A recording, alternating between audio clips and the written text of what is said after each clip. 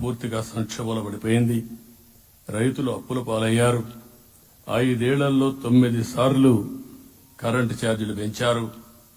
ఈ విధంగా ఇవన్నీ కూడా ఇంకొక పక్క మీరు చూస్తే అమరావతి 10 సంవత్సరాల తర్వాత మన రాజధాని ఏదంటే చెప్పుకోలేని పరిస్థితి. ఇప్పటికి కూడా మనకు గుర్తొచ్చేది ప్రజావేదిక విధ్వంసం. అలాంటి దుర్మార్గమైన కార్యక్రమాలు జరిగాయి. ఇవన్నీ కూడా గుర్తు చేసుకుంటూనే కక్షపూరిత రాజకీయాలు కాకుండా కన్స్ట్రక్టివ్ పాలిటిక్స్ కి మనం ముందుకు పోవాల్సిన అవసరం ఉంది. అందుకే ఈరోజు నేను ఒకటే మీ అందరికీ హామీ ఇస్తున్న, మీ ద్వారా ప్రజలందరికీ, మనది ప్రజాప్రభుత్వం. ఇకపైన మన ప్రభుత్వంలో ప్రజావేదికల కూల్చివేతలుండవు. 3 రాజధానులంటూ రాష్ట్ర భవిష్యత్తు ఆటలాడే పరిస్థితి ఉండదు. మన రాజధాని అమరావతి, అమరావతి రాజధాని. విశాఖపట్నం ఆర్థిక రాజధానిగా, ఒక ప్రత్యేకమైన సిటీగా, ఆధునికమైన నగరంగా తయారు చేసుకుందాం. దాన్ని ఎప్పుడు కూడా నేను కంబైన్డ్ ఆంధ్రప్రదేశ్ కూడా గుర్తుపెట్టుకున్నాను.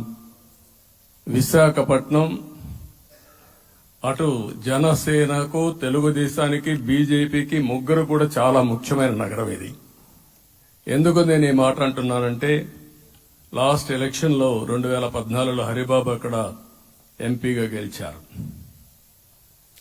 తర్వాత విడిపోయిన తర్వాత 2014లో మళ్లీ మనం పోటీ చేసినప్పుడు చేశాం. 2019లో 4 అసెంబ్లీ సీట్లు గెలిపించిన ఏకైక నగరం విశాఖపట్నం తెలుగుదేశం పార్టీకి. అదే మాదిరిగా ప్రజల్లో గణనీయమైనటువంటి అభిమానం జనసేన అధినేత పవన్ కళ్యాణ్ గారి పైన ఉంది.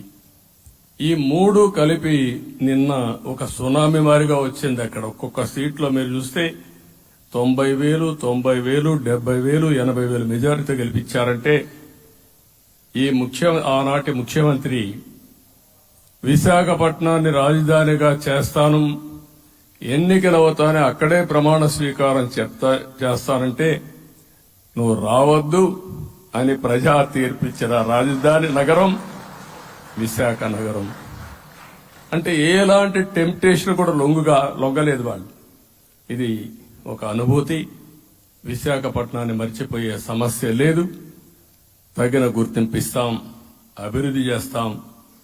ఇంకొక పక్క కర్నూలుని కూడా ఇదే మారిగా చెప్పి కర్నూలుని జ్యుడిషియల్ క్యాపిటల్ గా చేస్తామని కడాని ఏమీ చేయకుండా వదిలిపెట్టినటువంటి వ్యక్తి.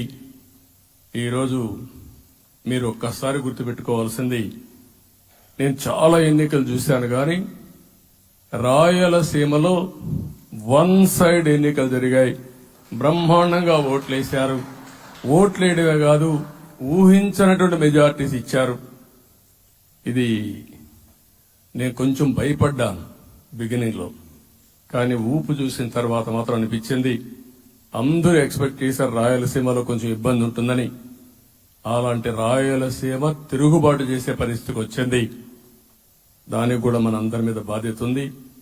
కర్నూలుని అన్ని విధాల అభివృద్ధి చేసే బాధ్యత Telugu Desam party, Janasena, BJP, NDA కూటమి తీసుకుంటామని కూడా హామీ ఇస్తున్నాను. ఈ 3 సిటీలే కాకుండా మొత్తం అన్ని జిల్లాల్ని సమభావంతో ఆలోచించి మనం ముందుకెళ్దాం. ఇంకొక పక్క మనలో ఏ కోశాన కూడా అహంకారం ఉండకూడదు, అరాచకం అనేది ఎక్కడా కనిపించకూడదు. ఈ రాష్ట్రంలో అశాంతికి చోటు అనేది లేకుండా ముందుకు పోవాల్సిన అవసరం ఉంది.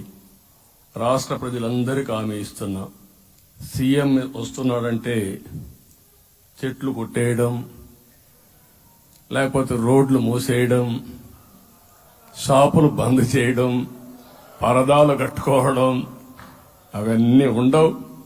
సీఎం కూడా ఒక మామూలు మనిషిగానే వస్తా, అందరితో కలిసి ఉంటాం. నేను